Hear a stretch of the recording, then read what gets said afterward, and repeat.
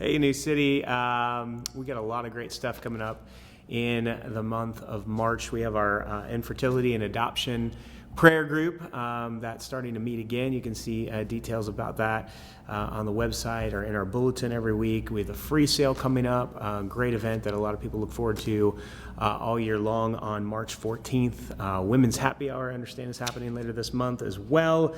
And then our annual men's retreat is coming up in the month of April, but registration starting to happen here in the month of March. I'm really excited about this, guys. I hope that you'll come.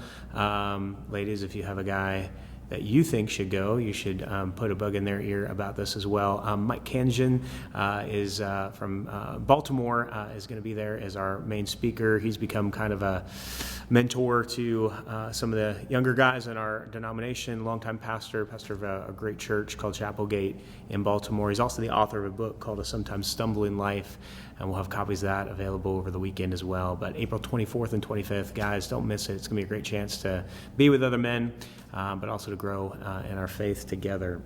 We're also in the season of Lent, and because of that, we have a new series called Signs, and perhaps if you've been around the building, you've noticed some of the different artwork and been a part of the first couple of sermons that we've had in that series. I want you to pray with us during this series for two things, really. One is, some of us, we've been around the church for a while, not necessarily New City, but just in the church for a while. And the truth is, for some of us, we've been a little bit too casual.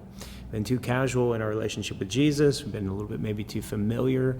Maybe even if we're honest, we've been bored with Jesus and bored with Christianity. And this really ought not to be. And so would you pray with us during this time? Our prayer in this series is that this would rattle us out of that, if that's where you find yourself. Lent is meant to be a wake-up call, and the signs that John tells us about in his gospel, they're supposed to manifest the glory of Jesus. They do manifest the glory of Jesus, and we need to pray that we'd have eyes to see. That's the first thing to pray for. The second thing I'd love you to pray for is to pray for our neighbors during this season of the year.